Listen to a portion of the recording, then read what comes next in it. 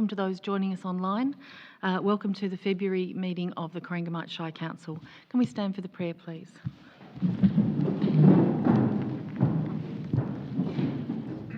We ask for guidance and blessing on this council. May the true needs and well-being of our communities be our concern. Help us who serve as leaders to remember that all our decisions are made in the best interests of the people, culture and the environment of the Corangamite Shire. Amen. Acknowledgement to Country.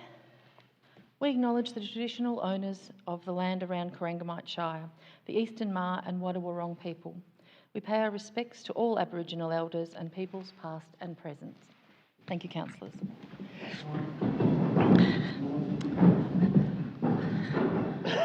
I'd like to introduce the councillors and staff that are here this evening. To my left is Councillor Joe Beard, Councillor Kate Macon, Councillor Jamie Vogels,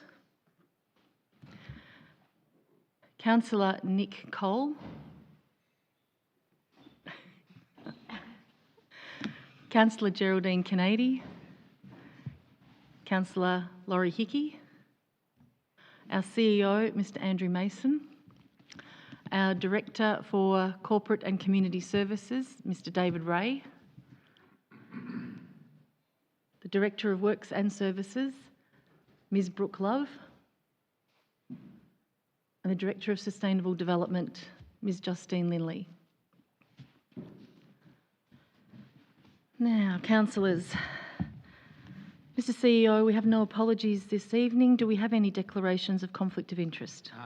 Through you, Mayor, we've got one declaration of conflict of interest from Councillor Kennedy in relation to item 9.8, which is the request for support for professional development. Thank you, Mr. CEO. Councillors, the minutes have been circulated from the meeting held on Wednesday, the 27th of January. Do I have someone who would like to move those minutes, please? Councillor Macon. Do I have a seconder? Councillor Cole. Thank you. Councillors, was there any questions, concerns with the minutes? If not, we'll put them to a vote. All in favour? Carried. Mr. CEO, we have no deputations or presentations this evening. Correct. Thank you. And we're moving to item 7.1 in committee reports, which is the Audit and Risk Committee Independent Member Appointment. Mr. Ray, could you introduce this item, please? Thanks, Mayor. And through you, the report recommends the appointment of Ms. Lisa Young to Council's Audit and Risk Committee for a 3-year period expiring January 2024. The recommendation follows a process that Council commenced early January, calling for expressions of interest to fill a vacancy on the committee. A panel consisting of Councillors Kennedy and Hickey and Chairperson of the committee, Mr. Colin Hayman, and myself, interviewed 4 shortlisted candidates, so 6 applications were received in total. It's the panel's recommendation that Ms. Lisa Young be appointed to Council's Audit and Risk Committee. Thank you.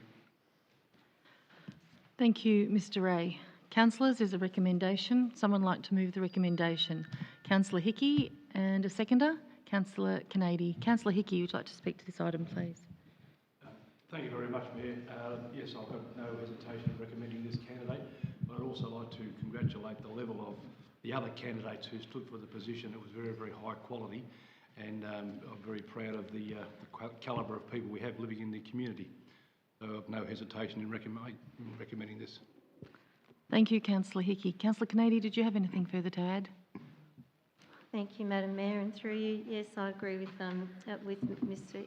Councillor Hickey's comments, and just like to add that Ms. Young did stand out in terms of her breadth of experience and in risk management.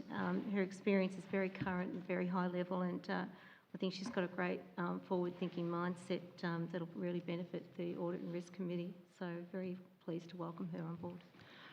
Thank you, Councillor Kennedy. Councillors, is there anything further? If not, Councillor Beard.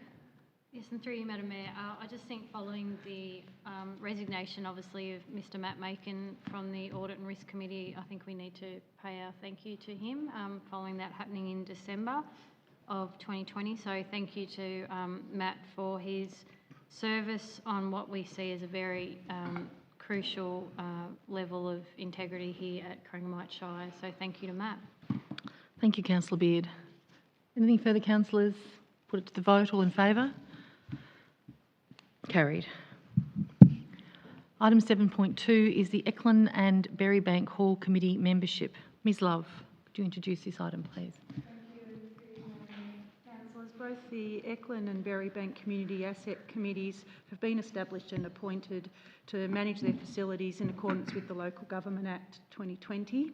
Each of these committees have recently held their general meeting, and this report recommends Council endorse the nominated members to each of those committees for a 2-year term from 2021 to 2023.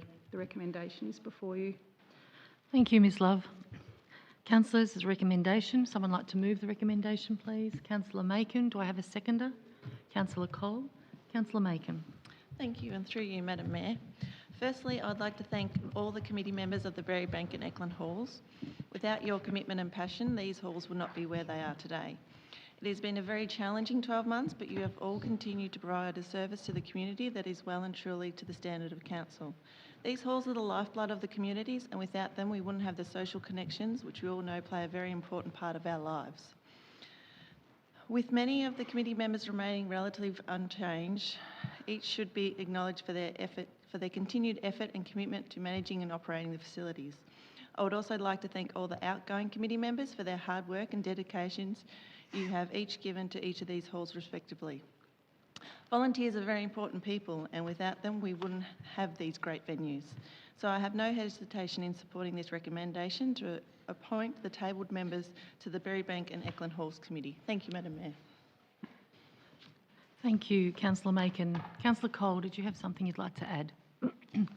Thank you, Madam Mayor. Just saying, reiterating Councillor Macon's comments, that the backbone of all these committees is the volunteers that look after these halls and other infrastructure things that we have in the Shire, and they're to be congratulated and encouraged. Thank you.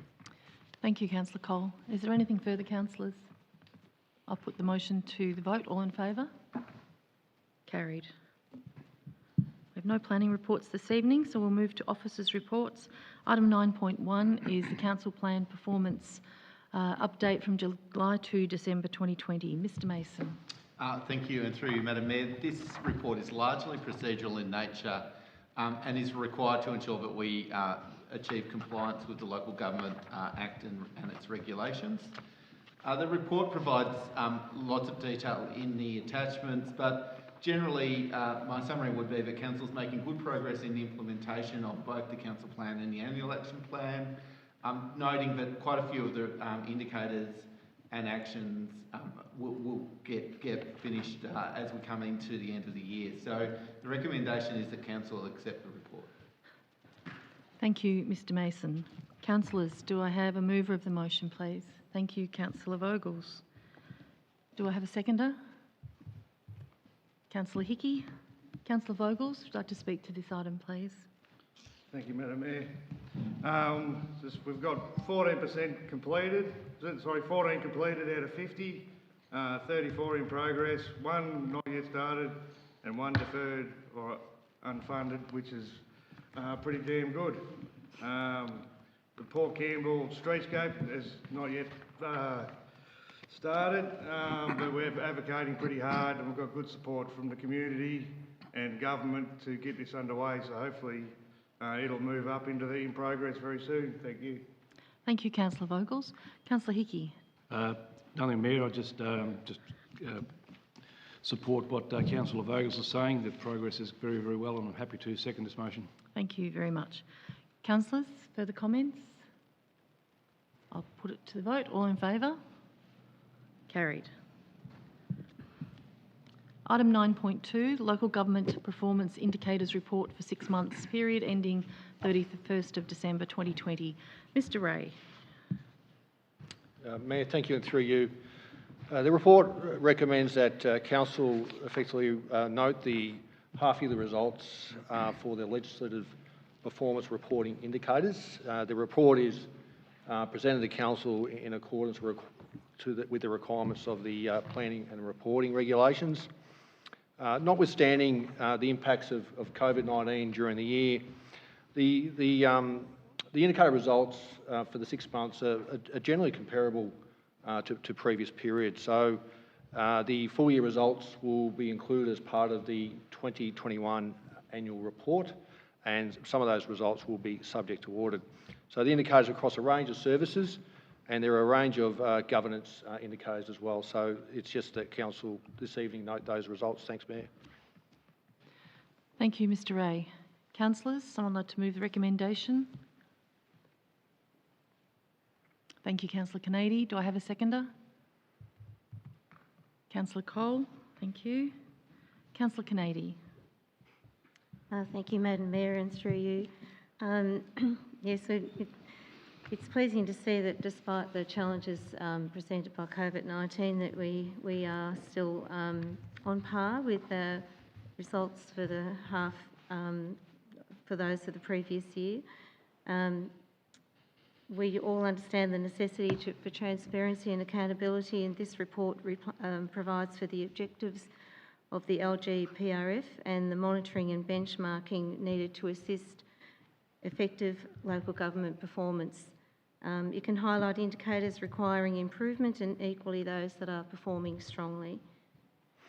The COVID-19 restrictions did influence a number of the indicators, but I'm pleased to see that those indicators for the 6-month period to December 2020 reflect good performance over that time, and therefore I'm happy to support the recommendation and note these half-yearly results.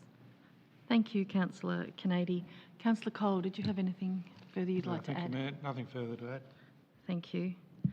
I think former Councillor Trotter would think I've been very remiss if I didn't take the opportunity to complain about this, not complain about the report, but the need for the report, which is state government driven with the 82 indicators, and the fact that the results tend to come to end up in a state government league table, as well as mentioning that it does cost us around $10,000 a year to produce this report. So Councillor Trotter was very stringent in his opposition to this, so I'll continue in my term.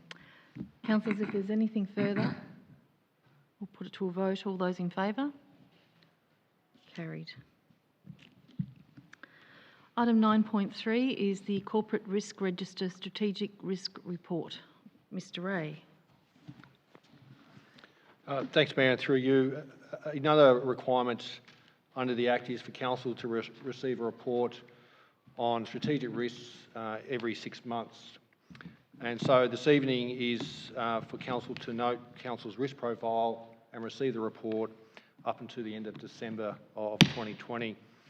Council's risk profile is of a moderate nature, and it's important that Council understands that the activities it does undertake is not without risk, and the executive summary attached to the report under separate cover does detail the measures undertaken by the organisation to reduce those risks. So this evening, as recommended, is for Council just to receive the report. Thank you. Thank you, Mr Ray. Councillors, there's a recommendation there to receive the risk report. Someone like to move that recommendation? Thank you, Councillor Beard. Do I have a seconder? Councillor Hickey. Thank you, Councillor Beard. Yes, through you, Madam Mayor, and obviously quite procedural this report, but it's very much an important one. And as we know, risks can't remain static, and so it's quite good that every twice a year that we get to review. Actually, sorry, more than twice a year we get to review the risk register, and things do change, so it's important that we keep our eye on this, and that the organisation continues to adhere to and respond to the risks that are in, and be prepared too. So it's a credit to all the staff involved. It is quite complex and forever evolving, so it's important that we're aware, and so it's important that we get these reports as regularly as we do. Thank you, Councillor Beard. Councillor Hickey, did you have something to add? Thank you, Mayor. No, nothing further to add. Thank you. Councillors, does anybody else have any things they want to add? Or Councillor Kennedy? Oh, sorry. Oh, sorry, you were voting. Anticipating. I'll put it to the vote. All those in favour? Carried. Item 9.4 is the Community Engagement Policy. Ms Lynley, could you introduce this item, please?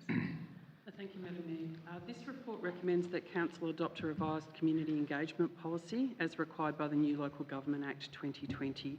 The policy establishes a clear standard of engagement, taking on board the complexity and potential impact of decisions that Council makes as it undertakes its core role and functions, particularly in the development of major plans, policies, strategies, projects and planning for services. The policy recommends that Council commit to 5 principles. Those principles are outlined in the report and also in the policy attachment. It is worth noting that the policy doesn't override or apply to community engagement processes that are required under other Victorian or Commonwealth legislation, such as land use planning, applications, service requests or complaints. Subject to Council approving the revised policy, training will be provided to staff to explain how this particular version of the policy is different, what it means, and an internal toolkit will be prepared to ensure that staff are aware of their role and responsibilities in community engagement, particularly the difference between deliberative engagement, so these are terms that will be new to a lot of people, and participatory engagement, and what is the most appropriate type or form of engagement to use for different projects, plans and services. I can assure councillors that this isn't one size fits all. We have consulted on the engagement policy via an online forum, social media, radio interviews, public notices, community newsletter, as well as direct mail to Council's Community Planning Reference Group. No responses were received, however our commitment to the 5 principles of engagement remain. Thank you, Madam Mayor. Thank you, Ms Lindley. Councillors, it's a recommendation. Someone like to move the motion? Councillor Canady. Do I have a seconder? Councillor Beard. Councillor Canady. Thank you, Madam Mayor, and through you. This policy outlines a comprehensive effort by Council to create guidelines for active community engagement and seeking involvement from the community in decision making. Part of its purpose is to continue to build an organisational culture which values public participation. The International Association for Public Participation has been used as the international standard for informing the policy content, and consultation was sought from the community in preparing this document via an online form on Council's website and also through various media. I like that there is attention given to the evaluation of the community engagement process. That is, we want to be honest about how well we are engaging with the community and are prepared to apply the lessons. I think the policy is a good one and support the recommendation. Thank you, Councillor Canady. Councillor Beard, did you have something to add? Yes, thank you, and through you, Madam Mayor. Although this is something that we have to do, being under the Local Government Act, it's something that here at Corangamite Shire we've done for some time now, and dare I say quite proudly too. We've had some incredible officers who have helped support councillors and more broadly our community through community planning processes that really stood above a lot of other councils across the state in terms of our community engagement, and it's actually set quite a high benchmark for others to follow as well. So although it's something, as I said, that is legislated that we need to do, it is something that we find is really beneficial to do as well. It's nothing worse than trying to go into a community and say we're going to do this and do that without having consulted with the community. I mean, we could actually go in and spend money and it may not be the right thing that we're actually doing. So the best way is to bring the community on the journey with us and try to get it as close to and as right as possibly as we can. Not saying we always do that, but that's why we have the various degrees of ways in which we do consult with our community.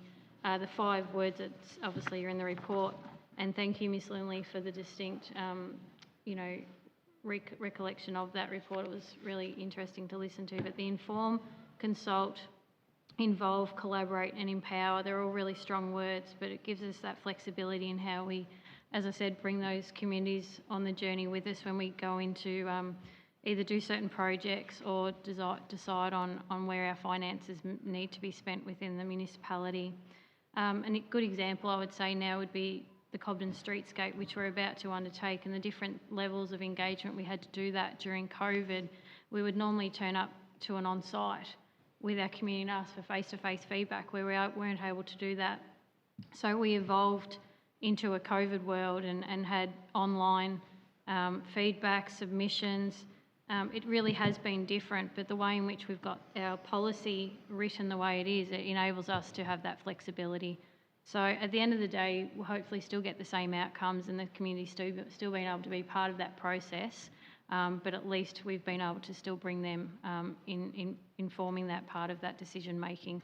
So I'm a big believer in community engagement, and I've always been proud that this council's always done it really well. So thank you to the officers that continue to work so hard to keep us on track with this, and yeah, very supportive of this policy. Thank you. Thank you, Councillor Beard. Councillors, anybody have anything further that I'd like to add? If not, I'll put it to the vote. All those in favour? It's carried. Item 9.5 is Contract 2021-021, construction of 12 Apostles Trail Package C along the Curdievale Port Campbell Road from the Wannon Water Treatment Plant to North-South Road, Port Campbell. Ms Love. Thank you, and through you, Madam Mayor. Councillors, this report seeks to award contract 2021-021, being the construction of the 12 Apostles Trail from the Wannon Water Reclamation Plant to North-South Road along Curdievale Port Campbell Road. 5 submissions have been received to our tender process and have been evaluated in accordance with the 12 Apostles Trail Strategic Procurement Plan. The tenderers were shortlisted based on the tendered price and local content, and 2 tenderers were shortlisted for further technical evaluation. The evaluation found that the 2 tenderers were inseparable in the criteria performance capability, time management and contractor systems, with the lump sum tendered price and local content being the key points of difference and a significant influence on the final outcome. Following the evaluation of the shortlisted submissions, the evaluation panel found it was considered best value and most satisfactory outcome for council should the contract be awarded to Waldig Civil Construction Proprietary Limited. The recommendation is before you. Thank you, Ms Love. Councillors, someone like to move the recommendation? Councillor Vogels, and seconded by Councillor Macon. Councillor Vogels, would you like to speak to this item? Thank you, Madam Mayor. Waldig Construction, a Corangamite-based business employing locals, using local materials while having a competitive price, a tender, ticks all the boxes, and it'll be great to get the next section of the 12 Apostles Trail underway. Thank you. Thank you, Councillor Vogels. Councillor Macon. Thank you, and through you, Madam Mayor, I'm very pleased and excited to support this recommendation to award the contract 2021-021 of the 12 Apostles Trail Stage 1 Package C along the Curdievale Port Campbell Road to Waldig Civil Construction. This tender process has been sought suitably qualified and experienced contractor of Waldig Civil to construct the 2.5 metre wide unsealed path and associated works as a part of the 12 Apostles Trail Stage 1 timber into Port Campbell. It's great to see so much local content rated so high by Waldig Civil, being a Corangamite-based business, local employer, and to get the supplies needed from a local quarry and other businesses for sundries. It means the community can all say they've had an input into this trail, which is great.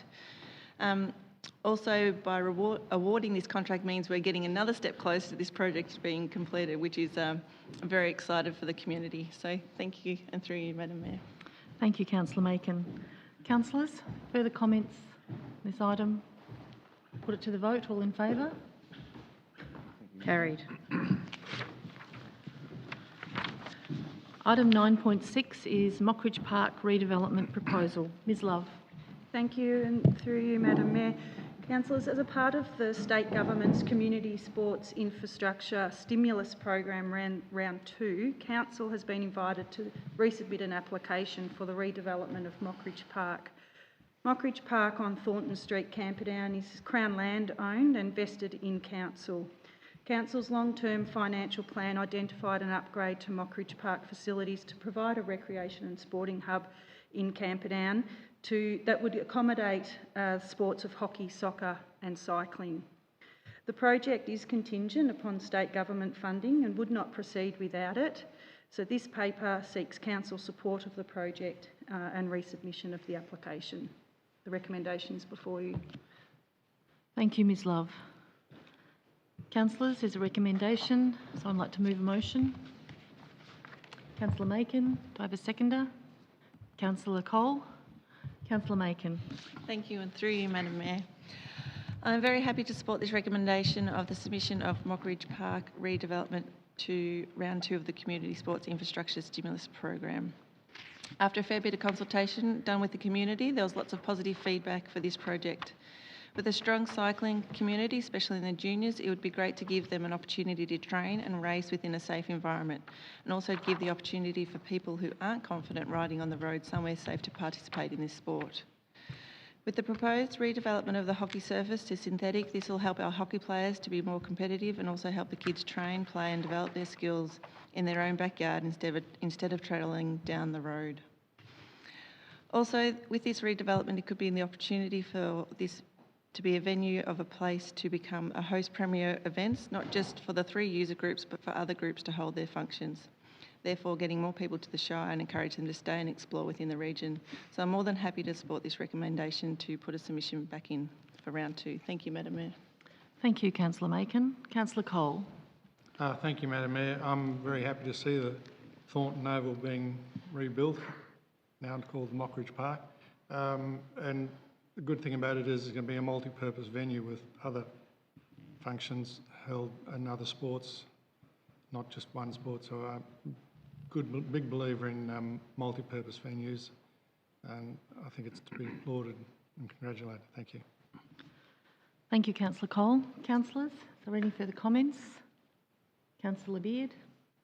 Yes, through you, Madam Mayor, I just wanted to make it known that obviously this being round 2, it had been put in, the application had been put in for the round 1, which was unsuccessful, along with 2 other projects from Corangamite Shire. So originally we did have 3. There was 1 in the north, 1 in the south, and obviously this particular project here. So it is a positive thing that going into round 2 of the Community Sports Infrastructure Stimulus Program that they have invited Corangamite Shire to reapply. So I think that's hopefully saying something positive about this project and its capabilities in delivering some, alternative sports that aren't necessarily mainstream. So I think it's worthwhile noting that this seems like a positive, hopefully a positive outcome for some, 3 particular sports that are probably in well need of some love and care. And this project at Mockridge Park seems like an ideal fit. So I wish the process good luck. Thank you, Councillor Beard. Councillors, any further comments? I'll put it to the vote. All those in favour? Motion is carried. Item 9.7 is the renewal of the lease agreement for the Cobden Airstrip Aero Clubrooms. Ms Love. Thank you, and through you, Madam Mayor. Councillors, this report is for Council to consider a new lease agreement with Cobden Aero Club at the Cobden Aerodrome for the purpose of the Aero Clubrooms facility, and a new sublease arrangement with Rowan Air Services for the operation of the Avgas facility. The Cobden Aerodrome is located at the Cobden Racecourse Reserve Precinct, which is owned by Council. The Aero Club have been a resident tenant at the Aerodrome since 1995. The existing lease has expired and there are no further lease options available under the current lease. In 2015, the Aero Club made arrangements which Council then formalised with Rowan Air to operate the Avgas facility, and consequently a sublease agreement was entered into. So the proposed lease and sublease renewal are for a 5-year period with an option of a further 5-year term available for each agreement, and it's expected that pending Council resolution that both agreements would commence on the 2nd of March 2021. Councillors, the recommendation is before you. Thank you, Ms Love. Councillors, someone like to move the motion? Councillor Beard. Do I have a seconder? Councillor Hickey. Councillor Beard. Yes, through you, Madam Mayor. Very procedural, but the very committed club members of the Cobden Aero Club have been great caretakers of this facility up until now, so it's great that that lease will continue. Obviously, waiting upon our approval though. But as I said, very dedicated, and yeah, that's a great fit for that facility. And the aviation fuel being the avgas facility, also having that sublease with Peter Rowan is another natural fit there, and he's been an integral part or leasee holder up there at the Cobden Aerodrome. So both very much get a big tick from me for that. Thanks.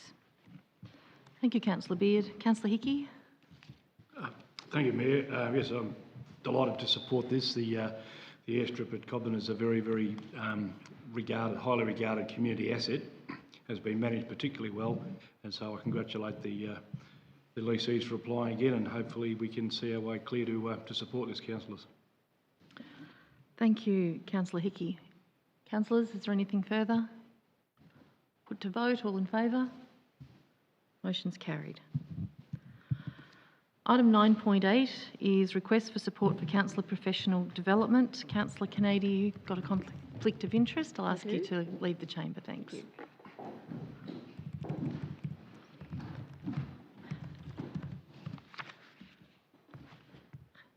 Mr Mason, can you introduce this item, please? Yes, thank you through you, Madam Mayor. Under Council's professional development policy, any councillor professional development that costs over $2,000 requires council approval. In this case, Councillor Kennedy has requested support to undertake a new councillor group coaching program offered by Ruth McGowan. Having reviewed the program and having known the work that Ruth McGowan does, I'm satisfied that the training is relevant and complies with the policy, and I'm therefore recommending that Council approve expenditure for Councillor Kennedy to attend the training or undertake the training. Thank you, Mr Mason. Councillors, there's a recommendation. Someone like to move the recommendation? Councillor Macon, do I have a seconder? Councillor Cole? Councillor Macon. Thank you, and through you, Madam Mayor. I'm very happy to see Councillor Kennedy go off and do some personal development. It can only help her role as a councillor and the ward she represents and the council as a whole. And I'd be very interested to hear and see what Councillor Kennedy learns from this workshop. So no hesitation in recommending her going ahead with it. Thank you, Councillor Macon. Councillor Cole? Madam Mayor, thank you. I concur with Councillor Macon's comments and wish her the best of luck, and nothing further to add. Thank you. Thank you. Anything further, councillors? Put it to the vote. All in favour? Carried. Mr Ray, can you ask Councillor Kennedy to come back in, please?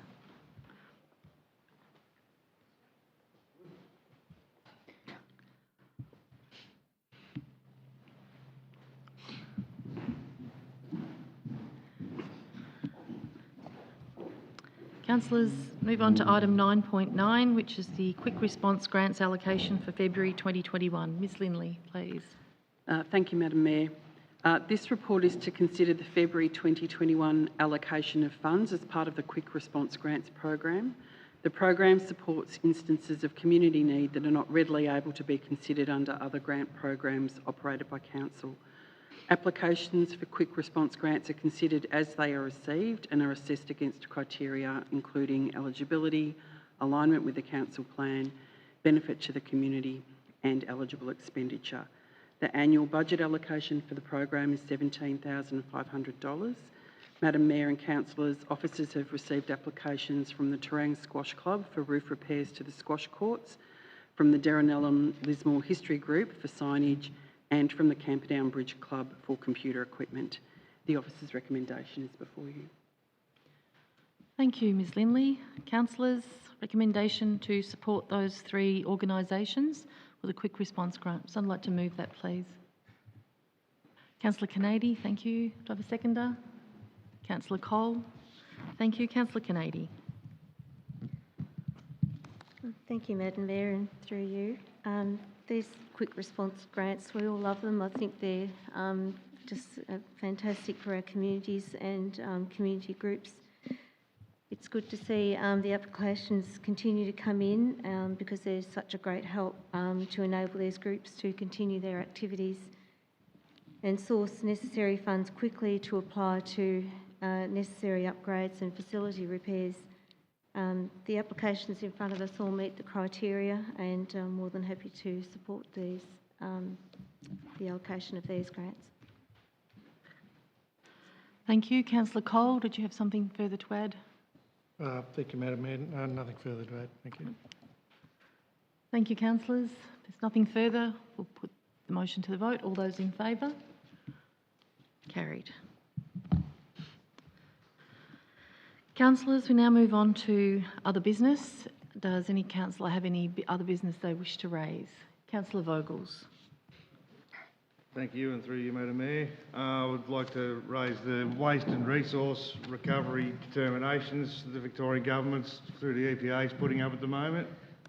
The Victorian Government are attempting to reclassify animal manure as industrial waste, a resource recycled into the soil to increase soil fertility and soil organic carbon that would now classify as an industrial waste. They say different agricultural industries are treating manure from different animals differently. And this is not wrong, this is common sense to sensible people. Apparently not to the Victorian Government, who want a one-size-fits-all. Limiting manure spreading to 20 cubic metres per hectare per month is ludicrous for applying pre-cropping and pre-maize planting. I would urge the Victorian Government to listen to the people at the ground level where real-world knowledge is in abundance. I envisage the classifying of manure as industrial waste will be the first step towards more regulatory and control of agriculture, putting undue pressure on farmers across Victoria. This could be the only reason they will push ahead when all consultation with agricultural stakeholders has been against this legislation. This is not good governance, this is tokenistic bureaucracy. I will be keen for the Corangamite Shire to make a submission, given that agriculture within the Corangamite Shire is the biggest sector in our Shire. It should be of great concern. I therefore move that Council authorises the CEO to make a submission to the EPA's proposed waste and resource determinations for processed solid organic wastes, manures, including animal wastewater and effluent, fill material and aggregates. Thank you, Madam Mayor. Thank you, Councillor Vogels. Councillor Vogels has moved a motion. Would someone like to second it? Councillor Hickey. Councillor Vogels, did you want to add anything further to what you've already stated? No, thank you, Madam. I think I've covered it. All right, thank you. Councillor Hickey, would you like to speak to the motion? Thank you, Mayor. Yes, I would. It does seem to be a little bit strange that this valuable commodity is classified or will be classified now as industrial waste. Effluent is a very important fertiliser and contains many nutrients that can be recycled on farm, and legislation should be altered to include that. So I support this motion that the CEO send a deputation or send a letter of support in, but also encourage all members of the agricultural community to get behind this and formulate their own submissions and forward them through to the Minister too. Thank you, Councillor Hickey. Councillors, would anyone else like to add to what's been said already? Councillor Cole. I'd just like to say I agree with the other two people talking about this, councillors, and it's just a case of bureaucracy gone sideways. No common sense at all. All animals do it, humans, right through the food chain, everything. And we all have waste. If this can be incorporated into back into the soil, reducing our carbon footprint and helping agriculture at the same time, it's a win-win for everyone, not except for the bureaucrats. Thank you. Thank you, Councillor Cole. Councillors, I'll put Councillor Vogel's motion to the vote. Does everybody understand what they're voting on? That there's going to be a submission going into the Minister? Okay. All those in favour? Carried. Thank you, councillors. We're moving on to open forum. However, we have made the decision that there would be no open forum from the floor tonight because of the COVID restrictions, and people were asked to submit items for open forum in writing. We have received one item from Dr. Penny Lane with regards to the Tiny Way development along the at Peterborough. Dr. Lane's submission has been circulated to all councillors, and I'd ask Ms Lindley if she could make comment on the request from Dr. Lane to defer decision on this planning application until the development of the 2040, Corangamite 2040 vision. So could you please make comment on that item? Thanks, Ms Lindley. Thank you, Madam Mayor. Madam Mayor, in summary, and I acknowledge that all councillors have had an opportunity to read Dr. Lane's letter and request and her reasons for putting that letter and request forward. In summary, it is ultra vires, it is beyond council's powers to agree to the requests made by Dr. Lane to defer the consideration of planning applications for the reasons she outlines in her correspondence. When council sits to determine planning permit applications, it does so as a responsible authority in accordance with the requirements of the Planning and Environment Act 1987, which is the superior piece of legislation when it comes to planning matters.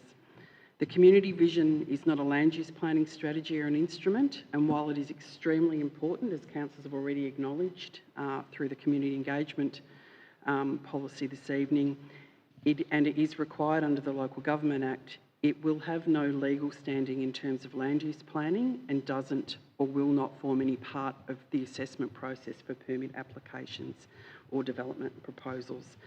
So on that basis, it's not possible for council to accede to Dr. Lane's request. Thank you, Ms Lindley. Councillors, there was no other business sent through for open forum, so I shall close this meeting. Thank you for your attendance and thank those who've been following us online. Thank you.